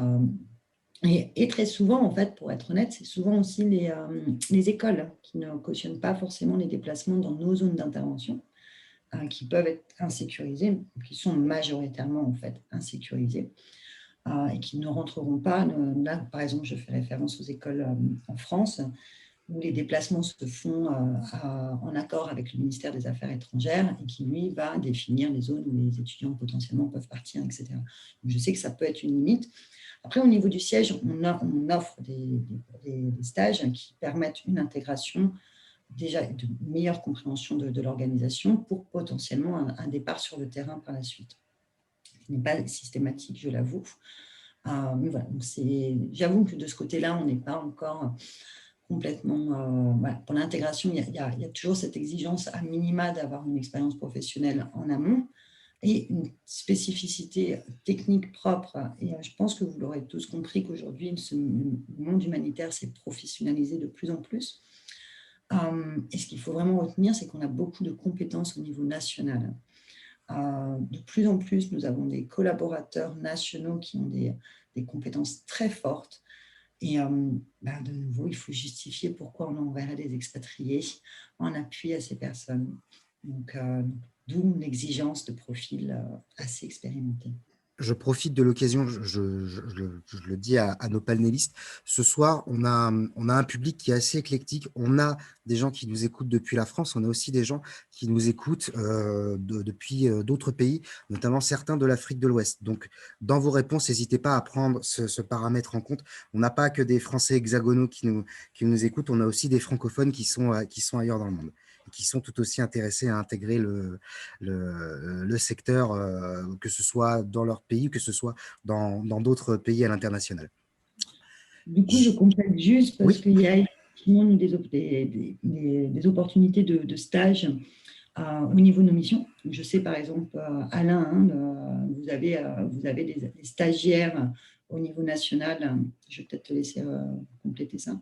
Oui, merci Brigitte. Donc, bon, c'est vraiment, la question est vraiment pertinente, mais de l'autre côté, comme Brigitte l'a déjà souligné, parfois vous avez l'obligation d'avoir des équipes qui sont directement opérationnelles. Donc, par exemple, dans un contexte comme celui de l'Afghanistan, où vous avez beaucoup de projets d'urgence et un projet de 6 mois, vous n'avez pas beaucoup de temps à renforcer les capacités des nouveaux venus. Vous avez plutôt l'intention d'aller beaucoup plus vers ceux qui s'y connaissent un peu mieux, qui ont déjà participé dans la mise en œuvre des programmes dans la gestion de programmes de nutrition qui seront directement opérationnels. Mais on garde aussi à l'esprit au fait qu'il est vraiment difficile, comme vous l'avez déjà souligné, donc qu'on ne s'adresse pas seulement aux Français de l'Hexagone et qu'on a un public qui est plutôt varié. Ici, moi, je vais beaucoup insister sur le fait que la plupart des fois, vous allez trouver que les formations classiques, comme je l'avais dit avant, ne cadrent pas exactement avec les réalités sur terrain, ce que attendent les ONG des jeunes diplômés. Il y a parfois dans certains pays, là où les programmes n'ont pas été mis à jour pour vraiment essayer de les adapter aux besoins qui sont sur terrain et essayer de former des profils qui soient vraiment directement opérationnels. Donc, c'est un peu compliqué là quand vous avez vraiment des projets d'urgence qui sont très courts, là où vous avez besoin des staffs qui seront directement opérationnels et en même temps, vous savez que vous devez aussi former les nouveaux venus, vous devez aussi offrir les chances aux jeunes diplômés. Donc, par exemple, dans le cadre de notre mission en Afghanistan, où je disais qu'on a des besoins vraiment clients dans le domaine de la surveillance nutritionnelle, on sait que c'est vraiment un volet très important et on voit que c'est vraiment ACF qui prend le devant dans ce domaine précis. On prévoit par exemple prendre quelques stagiaires au niveau national et leur donner cette chance de participer, de faire partie de notre équipe, de faire partie de notre département surveillance, acquérir une certaine expérience et après, ils pourront vraiment pouvoir participer dans la mise en œuvre des programmes de nutrition. Donc, je me dis que c'est parfois des contraintes d'être rapidement opérationnel sur le terrain qui fassent que parfois on ne va pas directement vers les tout jeunes diplômés. Mais en même temps, on sait aussi qu'il faut essayer vraiment de les accompagner, leur offrir cette chance. Donc, je trouve que là où les stages sont vraiment disponibles, les jeunes diplômés peuvent vraiment sauter dessus. C'est une très bonne occasion de se professionnaliser, vraiment d'affûter son profil et d'être facilement recruté pour les années à venir. Mais aussi, c'est là où je trouve que certaines formations professionnelles, que je dirais vraiment, qui essaient de rendre les jeunes diplômés beaucoup plus professionnels, beaucoup plus politiques, comme la formation dispensée par Bioforce. C'est aussi une très bonne occasion pour ceux qui peuvent y accéder pour pouvoir vraiment quitter les théories de la faculté, mais être aussi en contact avec les réalités sur le terrain, de quoi ont besoin les ONG, comment sont structurés les programmes, quels sont les profils qui sont vraiment visés par les recruteurs pour que les jeunes diplômés puissent très facilement s'intégrer dans le monde professionnel. Celles et ceux qui n'ont pas forcément de diplôme en nutrition, mais qui ont une expérience dans ce secteur, peuvent postuler et travailler dans une organisation sur ce type de mission. Oui, je peux commencer à répondre. C'est en réalité bizarrement très très rare des gens qui ont une vraie expérience en nutrition en première mission. De l'expérience dans leur corps de métier, comme je disais, il y a énormément d'infirmières et ce n'est pas forcément des infirmières qui ont été confrontées d'une façon ou d'une autre à la nutrition. Donc, les organisations en général font une préparation à ces personnes lorsqu'elles sont recrutées avant de partir. Pas tout le monde, mais la plupart. Il y a aussi des protocoles, des guidelines très clairs qui sont donnés pour que la personne sur place puisse suivre effectivement les exigences de qualité de l'organisation et de l'international. Donc, ce n'est pas du tout un prérequis dans la majorité, des premières missions. Ce n'est pas du tout un prérequis d'avoir travaillé déjà en nutrition. Ça dépend des postes, bien sûr, mais dans la majorité des cas, je ne sais pas si Brigitte et Alain sont d'accord avec moi, mais de mon expérience, finalement, bizarrement, très peu ont eu une expérience en nutrition avant leur première mission en nutrition. Je confirme, et effectivement, il y a certains postes où il y a vraiment une exigence d'un profil très nutritionnel, comme je parlais par exemple les responsables de qualité produit, où c'est très, très, très spécifique. Après, non. Et à nouveau, je pense que c'est vraiment chez ACF, on considère qu'à partir du moment où vous avez un profil médical et paramédical, c'est facile d'intégrer les modules de nutrition. Comme l'a précisé Nathalie, il y a des formations qui sont faites, il y a beaucoup de guides qui existent et qui vous permettent en fait de mettre à jour vos compétences. On pense que l'inverse est un peu plus compliqué, qu'un nutritionniste, par exemple, qui devrait être en charge de programmes de santé, c'est plus compliqué. Mais non, voilà. Et nous, on a effectivement des formations. Alors après, je ne vous cache pas qu'avec Covid, on a eu beaucoup de mal à faire des formations en 2020. Donc là, on est en train de digitaliser tous nos modules de formation. Je pense que comme beaucoup d'organisations, on s'adapte.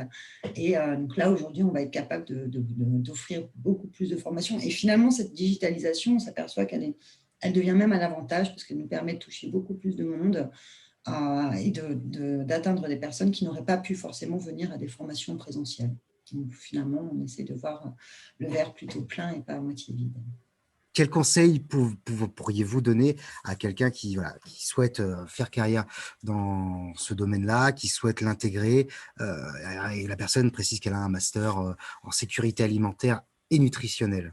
Je ne sais pas si vous sortez d'études. Moi, le conseil que je vous donnerais, c'est aller chercher une expérience, quelle qu'elle soit, pour que vos connaissances se transforment en savoir-faire et qu'après, ces compétences-là, vous puissiez les mettre à l'œuvre plus facilement dans des programmes. Comme le disaient Brigitte et Nathalie, peut-être pas, voilà, tout type d'expérience, même si ça n'est pas une expérience typiquement dans la nutrition, mais en tout cas en lien avec les besoins du secteur et les attendus, ouais.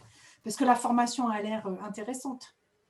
Mais après, Alors, je sais si pas, je Nathalie, peux, tu peux rajouter, ouais. ouais, par rapport à la formation en question, j'aurais tendance à orienter la personne peut-être de postuler plutôt sur des postes de sécurité alimentaire plutôt que de nutrition. La nutrition, en fait, est assise entre la santé et la sécurité alimentaire. Selon les organisations, ça penche plutôt d'un côté, plutôt de l'autre, ou bien des deux.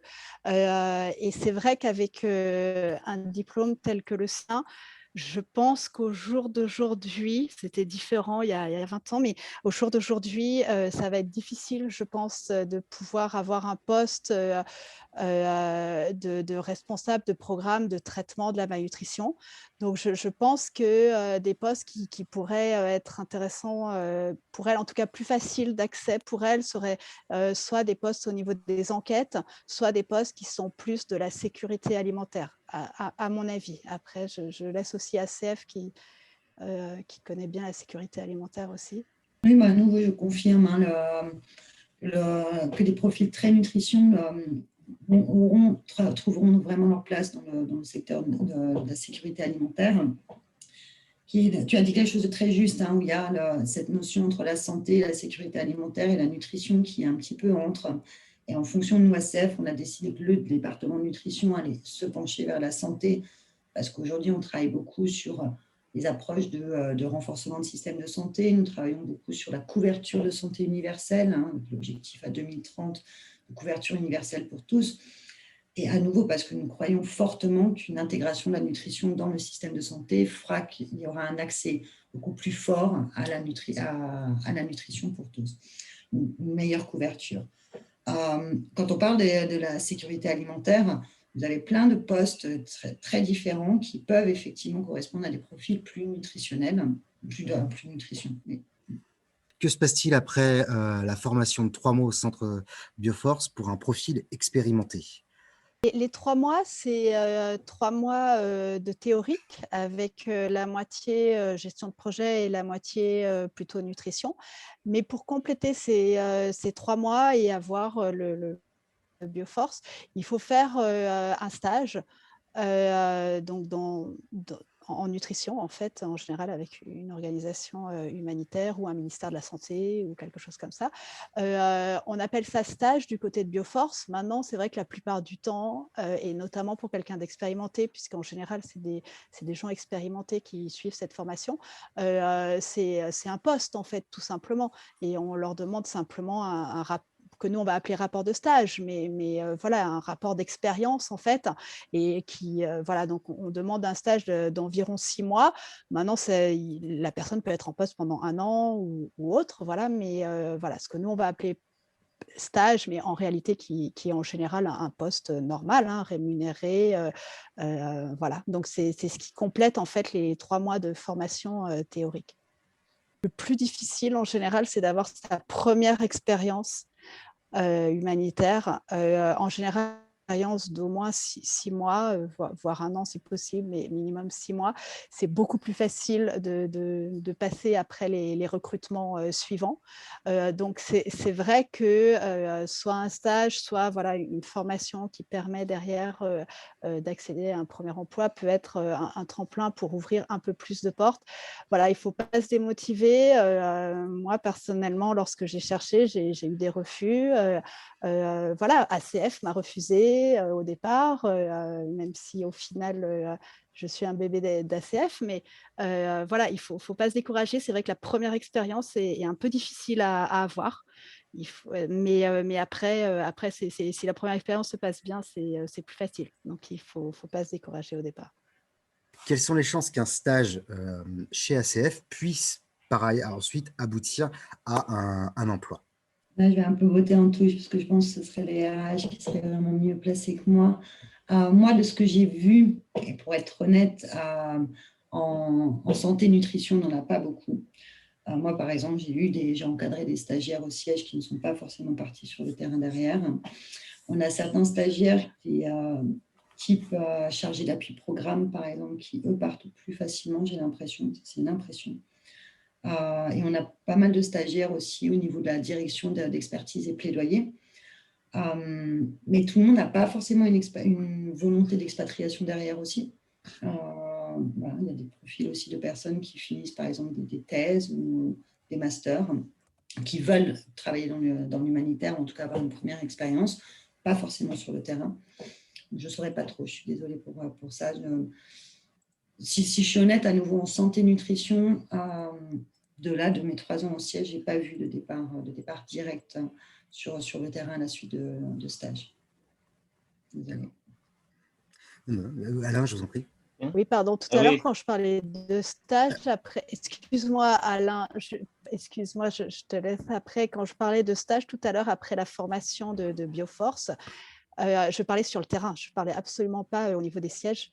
Voilà, un stage au niveau d'un siège n'est pas forcément une voie royale, ça peut peut-être aider, mais bon, personnellement, je connais assez peu de stagiaires, effectivement. On a plus en communication ou des choses comme ça, mais en technique, pas trop. Je parle de première expérience terrain.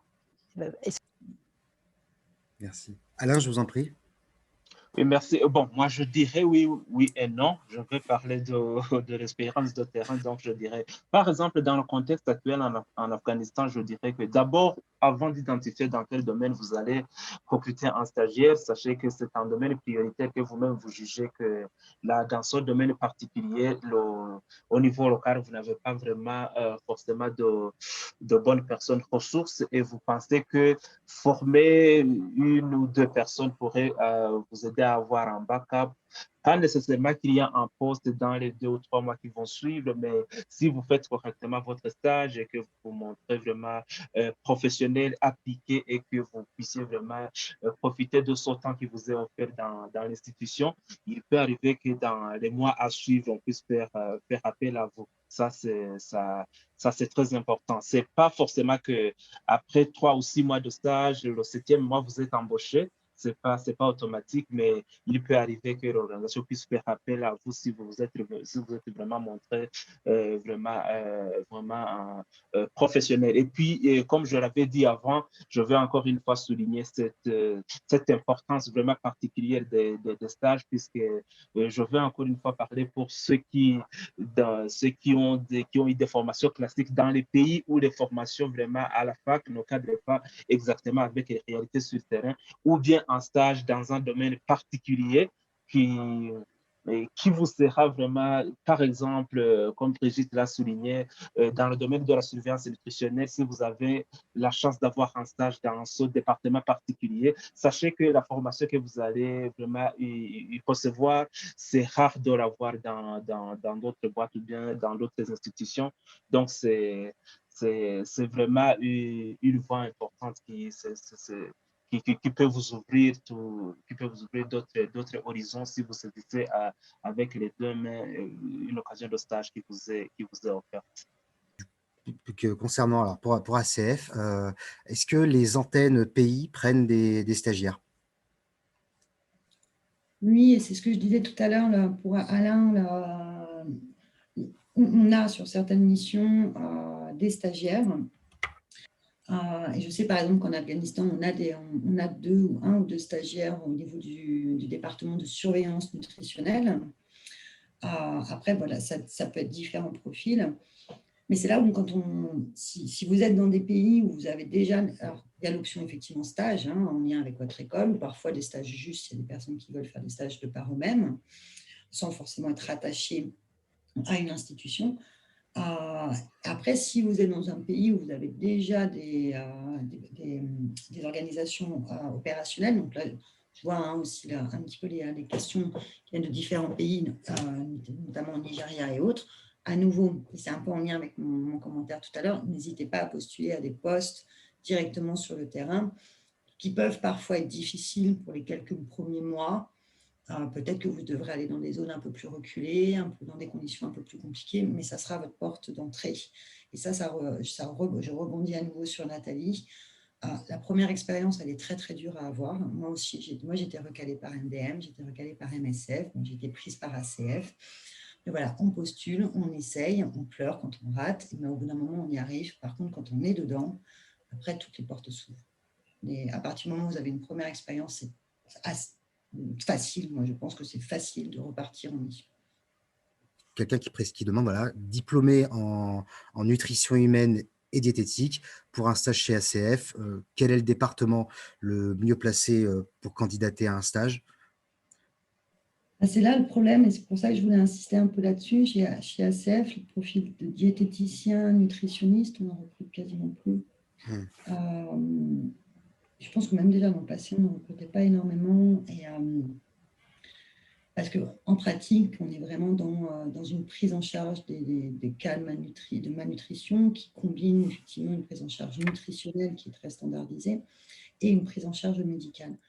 Donc, diététicien en tant que tel, je ne vois pas. Je vois uniquement effectivement ces postes de qualité, référent de qualité de produits nutritionnels. Nous, à nouveau, on n'a qu'une seule personne au siège qui travaille là-dessus et qui va suivre tous les codex d'alimentaire, etc. et qui va nous aider. Un exemple très concret en Birmanie, donc au Myanmar, nous achetons des rations nutritionnelles sur place qui sont produites par un producteur local. Cette personne va nous aider à s'assurer qu'on fait des tests laboratoires qui nous permettent d'assurer la conformité de ces produits, etc. Ça, c'est des postes très, très, très spécifiques, très rares au final. Désolée. L'heure avance, on n'est pas très loin de 8 heures, donc on va prendre encore juste deux, peut-être 3 questions. Il y en a une que je trouve assez intéressante.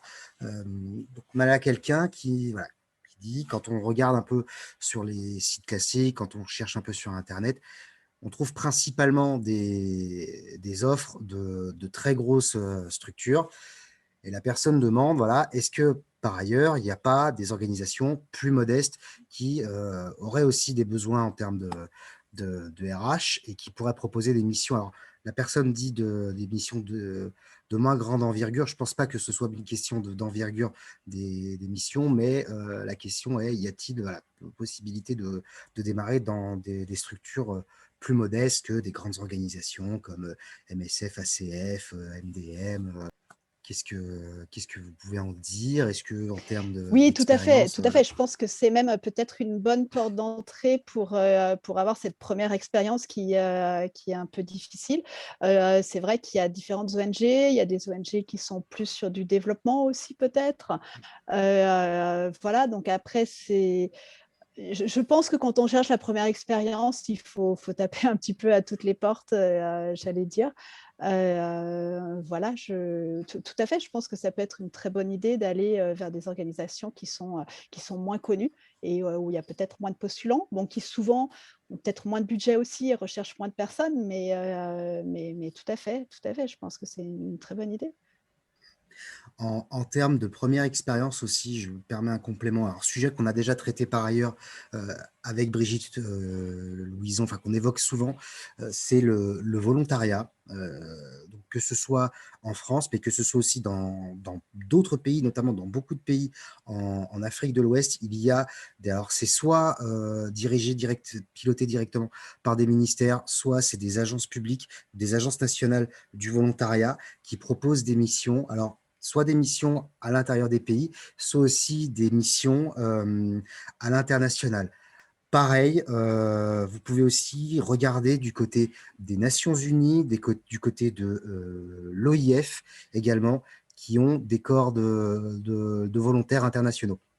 Et là, l'avantage avec... alors, Le volontariat, même France Volontaire, il n'y a pas forcément besoin d'être français pour candidater, mais le volontariat des Nations Unies ou les volontariats de l'OIF, donc de l'Organisation internationale de la francophonie, là pareil, il n'y a pas de question de nationalité, les candidatures sont ouvertes à toutes et tous, et pareil, c'est toujours des opportunités qui peuvent être extrêmement intéressantes, surtout sur de la première expérience. Tout à fait. Il y a souvent, par contre, une limite d'âge. Oui. Après, je ne sais pas quel est notre public ce soir, mais voilà, il y a souvent une limite d'âge, mais c'est tout à fait une belle option pour avoir cette fameuse première expérience un peu difficile à avoir. De vos expériences en expatriation, quelles sont les difficultés auxquelles vous avez été confrontés? Bon, merci, merci pour me donner la parole. Je crois que les difficultés changent d'un contexte à l'autre. Parfois, vous avez, bon, je dirais que ça dépend des pays et dans les contextes dans lesquels vous êtes vraiment, vous avez reçu votre mission, puisque parfois c'est dans un contexte sécuritaire qui n'est pas très facile, où vous devez changer toutes vos habitudes, vous devez revoir votre style de vie, vous avez moins de mouvements, vous devez vraiment respecter scrupuleusement les consignes de sécurité. Donc, là, c'est au niveau mode de vie. Parfois, dans l'autre pays, vous avez des soucis de gestion des équipes, puisque, bon, si, ça dépend des équipes que vous avez à gérer. Ça peut être aussi moins facile à faire.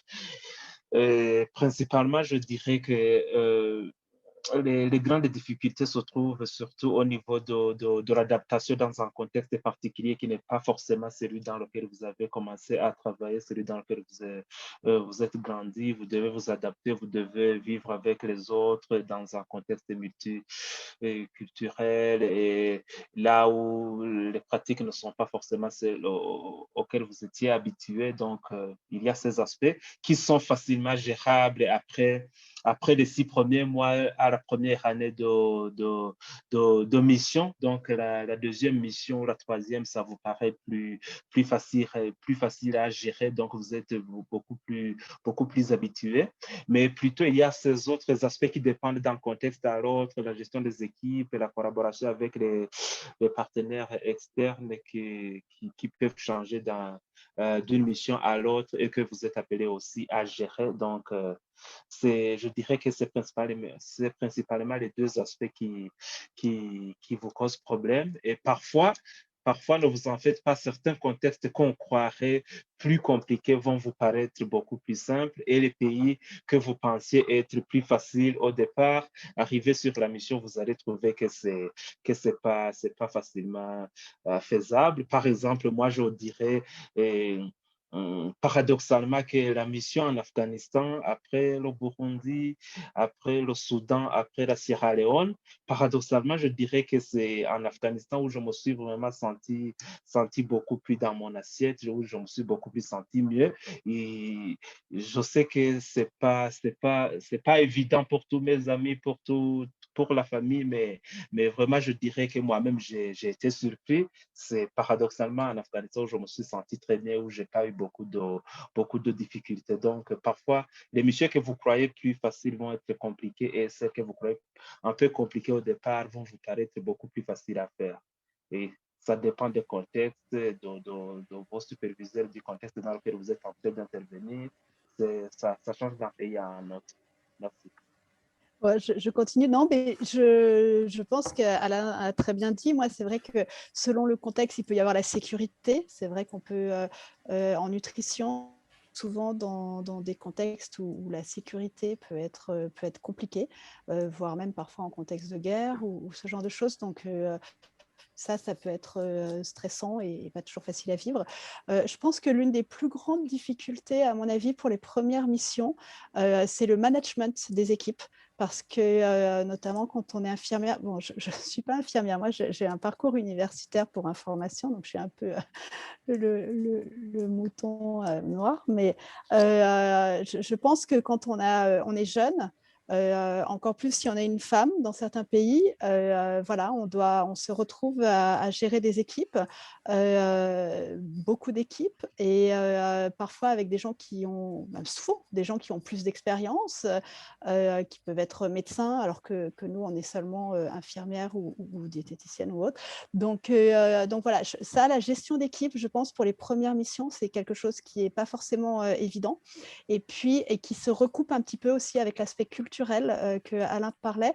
Et je pense qu'il faut être très humble quand on arrive.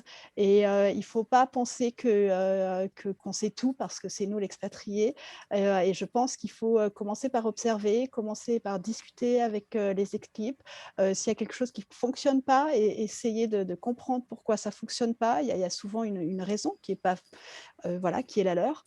Voilà, donc je pense que voilà, gestion d'équipe couplée à l'aspect culturel peut être, je pense, l'une des plus grandes difficultés. Et je pense qu'il faut partir vraiment humble par rapport à ça et prendre le temps voilà, de connaître ces équipes, que les équipes nous connaissent, qu'ils nous fassent confiance, et de comprendre un peu les situations avant de juger. Moi, je vais compléter en évitant de faire des redites, mais grosso modo, c'est quand même ça. Je m'y retrouve bien dans ce que vous avez dit.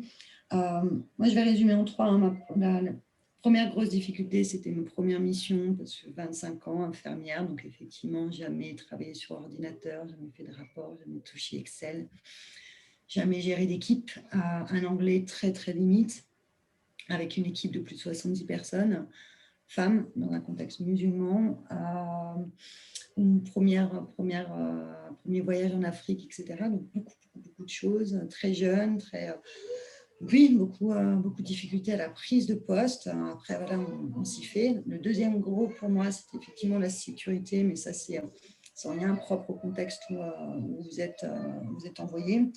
Et ce n'est pas forcément la peur pour soi ou autre, mais moi, j'ai eu beaucoup de difficultés en fait, de pouvoir mettre en œuvre les programmes, et la frustration en fait, de ne pas pouvoir aller au plus près des gens, de devoir être évacué. Tout à l'heure, j'ai dit, moi, je travaillais un peu en Somalie, tout ça, en Afghanistan, des contextes où on a été évacués et autres. Et c'est vrai que c'était très dur en fait, d'avoir beaucoup d'idées, d'avoir parfois beaucoup d'argent, de budget, mais en fait de ne pas pouvoir mettre en œuvre parce que la sécurité ne permettait pas. Et le troisième, c'est vraiment, pour moi, c'était vraiment la charge de travail aussi. Nous, quand on est sur mission, on travaille beaucoup. Il y a cette gestion d'équipe qui se fait beaucoup dans la journée, etc. Et le soir, c'est vrai qu'on récupère plutôt les dossiers de fond et autres. On a la chance d'avoir des breaks assez régulièrement, mais c'est vrai qu'il y a une vraie fatigue et une volonté de toujours faire plus. En fait, quand on ferme l'ordinateur le soir, c'est pas parce qu'on a fini, c'est juste parce qu'on est fatigué. Et en fait, on est toujours dans ce rythme constant de travailler. C'est d'ailleurs pour ça que les missions sont... il y a une durée limitée aux missions. En tout cas, dans les contextes humanitaires assez instables. Voilà. Très bien. Eh ben, merci à toutes et tous pour ces retours d'expérience. Du coup, ça nous amène à la conclusion de ce webinaire. Donc, je remercie très chaleureusement Brigitte, Alain, Nathalie et la deuxième Brigitte qui a priori un petit souci technique d'avoir été avec nous ce soir. Ça a été un plaisir de les écouter parler. Nous espérons tous que ce Zoom métier aura répondu à vos questions et que vous aurez apprécié cette séance. Il ne me reste plus qu'à vous souhaiter une excellente fin de soirée. Je profite quand même aussi pour remercier le reste de l'équipe de la CSI, Marion, la responsable, mais aussi Alice, Awa et Maëlys qui nous ont aidés dans l'organisation de la séance de ce soir. Merci à toutes et tous. Bonne soirée et à bientôt.